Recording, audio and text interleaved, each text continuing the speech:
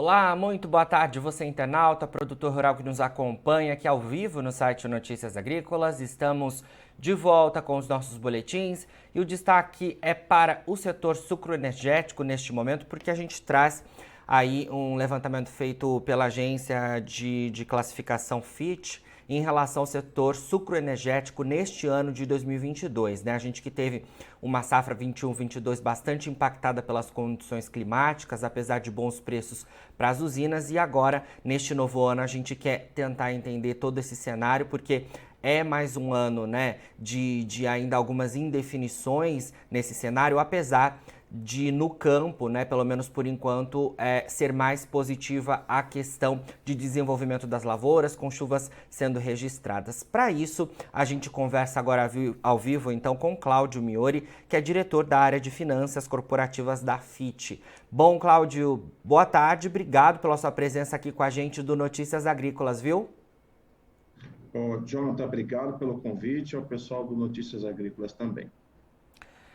Bom, Cláudio, comecei falando aqui aos nossos internautas em relação ao ano de 2021, né? Porque foi um ano aí marcado por bons preços, né? Para as usinas, para as unidades produtoras, acompanhando, é claro, o cenário complicado no campo, né? Então, se de alguma forma houve preocupação aí com o desenvolvimento dos canaviais, por outro lado, houve um cenário bastante positivo em termos financeiros, né? Queria saber, então, quais as perspectivas de vocês da Fitch para o setor sucroenergético em 2022 e, claro, também olhando o cenário do ano passado. Sim. Jonathan, acho que você resumiu bem o que foi o cenário do ano passado, né? 2021. De fato, a gente teve a indústria se beneficiou de um cenário bastante positivo em termos de preço, tanto no açúcar quanto no etanol, né? Foram preços bastante remuneradores. Os preços do açúcar, eles fecharam o ano passado em níveis, né, em dólar por libra peso acima da média histórica. Em cima disso, ainda teve efeito câmbio, né, que beneficiou muito as vendas de açúcar em reais por tonelada. No etanol também, foi um cenário, foi um ano muito positivo em termos de preço, com preços bastante remuneradores, também aí numa combinação não só do câmbio, né, um câmbio enfraquecido, ajudou os preços do etanol, mas também do petróleo, né? Então, de 2020, ali quando o preço do petróleo no início do Covid sofreu uma queda importante, lá em abril, maio, ele vem se recuperando e em 2021 eles ficaram em níveis bastante remuneradores. Para 2022, a gente espera a manutenção desse cenário em termos de preço, né? Então, a FIT antecipa que os preços vão continuar bastante positivos, a gente não vê uma alteração significativa do preço do petróleo, a agência acha que o preço do petróleo, em média, vai ficar em linha com 2021, o câmbio também relativamente enfraquecido, também em média, em linha com o ano passado, então o cenário de etanol não deve ter uma alteração importante de preço nesse ano 2022. No que se refere a açúcar, também, ainda que a gente estime alguma redução do preço do açúcar, os níveis de fixação por parte das usinas tá muito bem feitos, são níveis bastante atrativos, então, do ponto de vista de receita, o açúcar deve continuar remunerando bem os players nesse ano 2022. Acho que a grande questão que a gente coloca é o campo, como você antecipou muito bem, que a gente, ainda que as chuvas pareçam estar mais regulares agora no começo do verão, é difícil a gente fazer uma previsão de como vai vir a moagem. A FIT espera um aumento de moagem em relação à safra passada, essa que vai se encerrar em 31 de março, né? Porque ela foi realmente muito ruim, né? Se teve seca, se teve incêndios, enfim. A gente espera uma recuperação na safra 22 e 23, mas acho que ainda é cedo para a gente falar. De qualquer forma, eu acho que uma recuperação de volume moído entre 5% e 10% parece fazer sentido hoje, né? Então, vai depender, claro, do andamento do clima nos próximos meses. De qualquer forma, acho que os canaviais ficaram muito machucados com a seca e os incêndios do ano passado, né? Sim, com certeza. É o que a gente ouve também, né, dos produtores em relação ao cenário do ano passado, né, com as perspectivas olhando já para essa safra que começa agora no mês de abril. Ô Cláudio, queria trazer para a nossa conversa também os levantamentos de vocês enquanto agência de classificação de risco sobre as empresas, né, do setor sucroenergético, né? Porque a gente, nos últimos anos, né, acompanhava muita informação relacionada a endividamento, né, de unidades produtoras, mas com essa recuperação de preços, imagino que essas empresas conseguiram também, de alguma forma, arrecadarem, né, maiores valores com a comercialização tanto de açúcar quanto de etanol. Então, queria saber o cenário de vocês da Fitch em relação à classificação mesmo das empresas do setor sucroenergético em linhas gerais. Como é que está isso? Esse setor, Jonathan, ele é bastante heterogêneo, né? Então, você tem empresas em condições muito díspares entre si, né? Você não tem um setor homogêneo, mais uniforme. Então, você tem empresas em condições muito variadas, né? De uma forma geral, sim, e as empresas que a gente cobre, né? A gente tem nossa cobertura de empresas públicas, empresas privadas. Essa nossa cobertura não necessariamente reflete a média das empresas do setor, mas de uma forma geral, o que a gente espera ver para a indústria como um todo, né? E muito mais, talvez, para as empresas que a gente cobre, que são algumas das melhores que tem no Brasil. A gente espera realmente balanços mais fortes agora. As empresas encerram o ano fiscal, né, que a gente chama agora em 31 de março. A gente espera que as empresas apresentem, em 31 de março de 2022, balanços mais fortes, com dívida mais baixa em relação ao ano anterior. Porque, de novo, como você bem colocou, foi um ano positivo em termos de geração de caixa, em termos de preço, né? Então, as empresas devem apresentar uma condição de balanço mais forte, menor alavancagem e com geração de caixa beneficiada por esses preços. Para o ano seguinte, ou seja, o que a gente espera para o ano safra que se encerra em março de 2023, a gente ainda espera balanços alavancagem relativamente estável com relação a março de 2022. A gente não espera melhoras significativas de alavancagem, porque a gente tem dois componentes aí, né? Os preços devem permanecer atrativos, mas tem um processo inflacionário de custo também que a gente deve levar em consideração.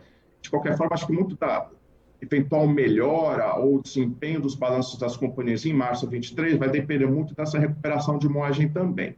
Mas, grosso modo, os balanços agora devem vir mais fortes e acho que tem potencial para algumas melhoras em algumas empresas no ano safra seguinte. Então, eu acho que foi um momento positivo. As empresas souberam aproveitar esse momento de preços elevados para reduzir a alavancagem e para melhorar, né, a robustez dos balanços. Claro que aquelas empresas tipicamente fracas ou que já estão em uma dificuldade financeira mais importante, essas talvez vão se beneficiar, ou se beneficiaram certamente desse cenário de preços, mas essas devem continuar apresentando problemas de liquidez, de risco de refinanciamento, etc. Certo. Cláudio, queria saber também em relação às condições de crédito, né? Porque, como você falou, né, um cenário financeiro positivo para a maior parte, pelo menos, das usinas produtoras, né? E com a possibilidade, né, de um caixa melhor também, há possibilidade de condições de crédito para as usinas do centro-sul do Brasil, principalmente. Como é que a gente pode olhar isso? E principalmente focando para os próximos anos, porque em caso positivo, né, a gente pode ter investimentos também por parte dessas unidades, né? Sim. Eu acho que as condições de crédito, a gente entende assim, que as condições de crédito devem permanecer positivas, elas foram positivas esse ano passado, elas devem permanecer positivas para as boas empresas, mas como a gente vê muito claramente o setor não sendo muito uniforme, né, esse caráter heterogêneo do setor, as empresas em dificuldade, elas devem continuar tendo dificuldade de se refinanciar e de financiar seus investimentos. Então, um pouco dessa polarização que a gente vem acompanhando já há algum tempo deve permanecer, deve continuar sendo uma lógica para esse setor, né?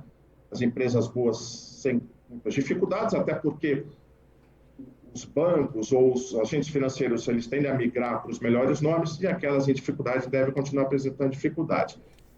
Então, a gente vê condições de crédito relativamente estáveis. É claro que, como esse é um ano de eleição no Brasil, isso pode trazer volatilidade, né? Isso pode trazer incerteza. Com muitas das empresas que a gente olha, que a FIT olha, que estão entre as melhores do setor, elas já se anteciparam a esse processo, elas já sabendo que 2022 é um ano de eleição, isso traz volatilidade, elas já começaram a se antecipar na tomada de recursos e na construção da liquidez delas, para que elas não cheguem no momento de necessidade e não encontrem os recursos, né? Então, por mais que as condições de crédito devam permanecer relativamente estáveis, é um ano de eleição, isso traz incerteza, né? A gente tem que considerar esse aspecto, que eu acho que é bastante importante. Certo. Cláudio, apesar da manutenção, né, desse cenário positivo para as usinas, né, em relação ao setor sucroenergético, para 2022, queria trazer também alguns pontos aqui que você até mencionou, alguns que são importantes a gente levar em conta, para saber se ao longo ainda deste ano vocês podem aí de alguma forma revisar as projeções de vocês, né? Porque a gente finalizou o ano de 2021 com preços bastante positivos, é fato, acompanhando o cenário no campo. No entanto, na virada para 2022, principalmente no caso do açúcar, né, na Bolsa de Nova York, a gente já viu algumas revisões de preço, caindo até para cerca de 18 centavos de dólar por libra-peso o açúcar bruto, né? Esse é um ponto importante. A gente falava em 2021, por exemplo, das usinas fixando açúcar na casa de 20 centavos de dólar por libra-peso até, né? Outro ponto que também é importante a gente estar atento, e você também mencionou isso, é a questão dos custos, né? Porque para 2022 e 2023 os custos estão bem mais elevados, principalmente quando a gente fala no caso de fertilizantes, né? A gente ouve, inclusive, falta de produtos em alguns casos específicos e até preços mais que o dobro, né, do que o produtor conseguiu adquirir na safra passada.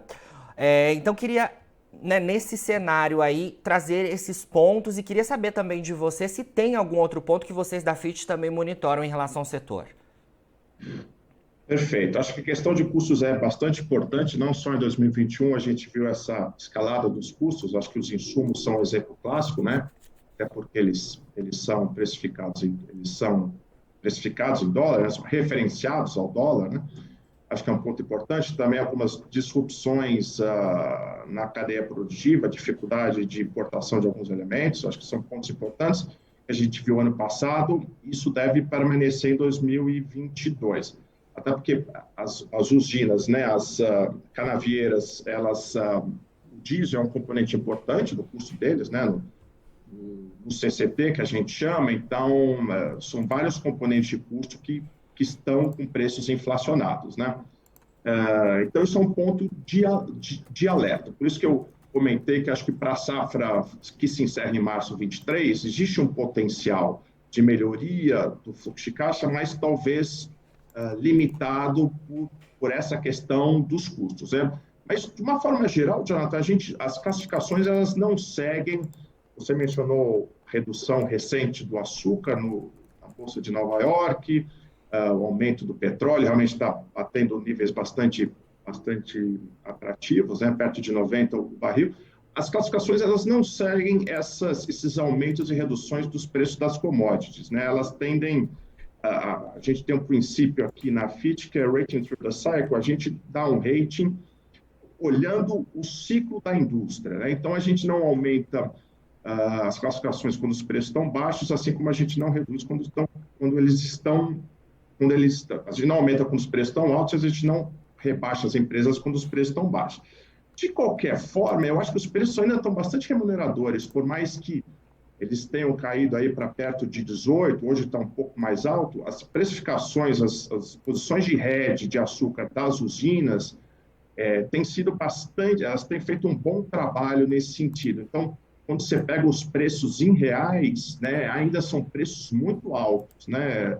As últimas precificações que a gente viu, empresas vendendo açúcar a R$ 2.500 por tonelada. Então, são preços muito altos e que a possibilidade de redear o açúcar é que permite que a gente tenha essa visibilidade, a gente e as usinas, né, de como vai ser vai se comportar a receita de uma parcela importante da produção das companhias, que é justamente o açúcar. E o petróleo, por mais que a gente não esteja, a gente tem uma visão um pouco mais conservadora em relação ao preço do petróleo, a FIT estima aí para a média desse ano $70 por barril, em comparação aos 71 do ano passado, ainda são níveis bastante remuneradores. Então, a gente não espera uma mudança de classificação em função disso, né? Nossas classificações já incorporam esse cenário de preços, né? De novo, o custo também, a gente também incorpora os custos da inflação, o aumento da inflação, o aumento da Selic, também acho um ponto importante para a gente falar, né?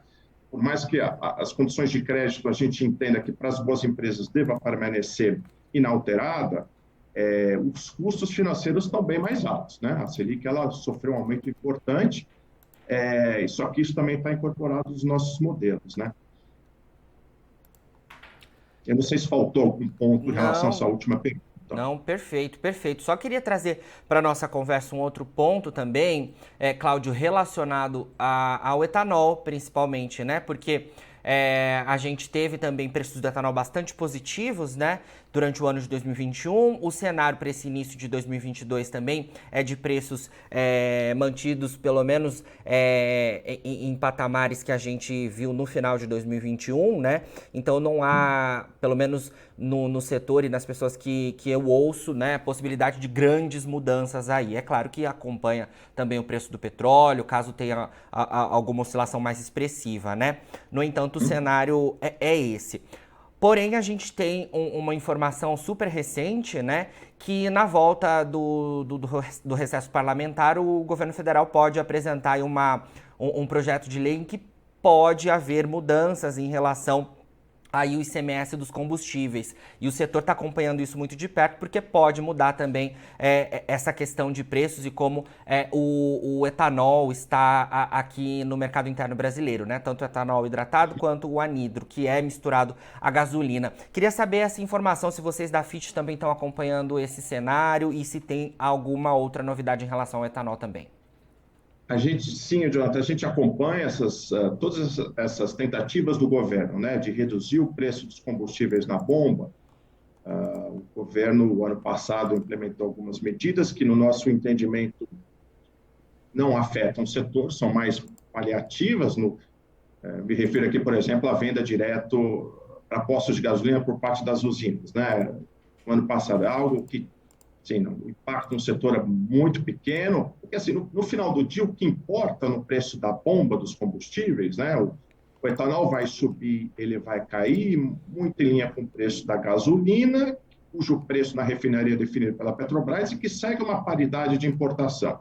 Esse é, no final do dia, o grande motivo para as oscilações nos preços dos combustíveis, né? A oscilação do preço do petróleo, a oscilação do câmbio e demais componentes aí dessa paridade de importação. Mas a gente acompanha, assim, essas tentativas do governo, a gente não incorpora isso no momento, a PEC, né, que você mencionou, a gente não incorpora nesse momento nos nossos modelos, porque, enfim, é algo que ainda está em discussão, mas o que a gente incorpora, assim, no nosso modelo, que as classificações incorporam, é justamente esse caráter, esse risco político que está envolvido nesse setor, né? Isso é inegável, porque, de novo, tudo passa pela precificação por parte da Petrobras e, num ano eleitoral, essa incerteza, né, as discussões estão cada vez mais acaloradas em relação a isso é incorporado, né? Esse risco político é incorporado nas classificações. Isso faz parte do risco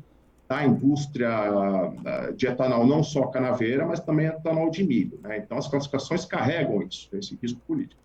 Mas a gente acompanha, assim, eu acho que você está bem atualizado em relação a essas últimas tentativas do governo. Eu acho que também, em relação aos tributos, acho que depende muito também de como que gasolina e etanol são relativamente um ao outro afetados, né? Porque, no final do dia, a competitividade do etanol depende da gasolina, então, mas para a gente isso ainda é meio incerto, né? A gente não consegue incorporar isso, uma eventual mudança tributária nos nossos modelos, tá? Certo, Cláudio. Como você mencionou aí, né, 2022 será um ano em que a gente pode ter, né, importantes divulgações, um ano de eleições, né? Então a gente precisa acompanhar muito de perto todo esse cenário e quero, é claro, contar com a sua presença aqui, sempre trazendo as novidades da FIT em relação ao longo deste ano de 2022, tá bom? Perfeito, Jonathan. Agradeço a oportunidade. Muito obrigado pela sua presença aqui no Notícias Agrícolas, viu? Para vocês, um abraço. Um abraço. Bom, falamos aí então ao vivo com o Cláudio Miori, que é diretor da área de finanças corporativas da FIT, a FIT que é a agência de classificação de risco, e a gente trazendo então o cenário em relação às perspectivas, né, dessa agência para o setor sucroenergético em 2022, né? A gente que teve um ano de 2021 bastante complicado quando olha a questão da safra no campo, mas foi um ano de bons preços aos produtores e neste ano de 2022 é preciso também que as usinas tenham a garantia, né, de boa rentabilidade diante do cenário positivo no próximo ano. E já que a gente olha, né, esse ano de 2022 iniciando mais positivamente, olhando as questões no campo e ainda a perspectiva de preços, né, positivos no caso do açúcar e também no caso do etanol aqui no Brasil. Agora, na finalização dos nossos boletins, você encontra as nossas redes sociais, é só seguir a gente por lá para se manter atualizado sobre todas as informações do agronegócio brasileiro e o nosso site segue no ar 24 horas. Daqui a pouquinho tem mais informação ao vivo com os nossos boletins para você ser o produtor rural mais bem informado do Brasil. Fica por aí e a gente se vê. Bom final de semana. Se inscreva em nossas mídias sociais. No Facebook, Notícias Agrícolas. No Instagram, @Notícias Agrícolas. E em nosso Twitter, @Norteagri. E para não perder nenhum vídeo, não se esqueça de nos acompanhar no YouTube e na Twitch, Notícias Agrícolas Oficial.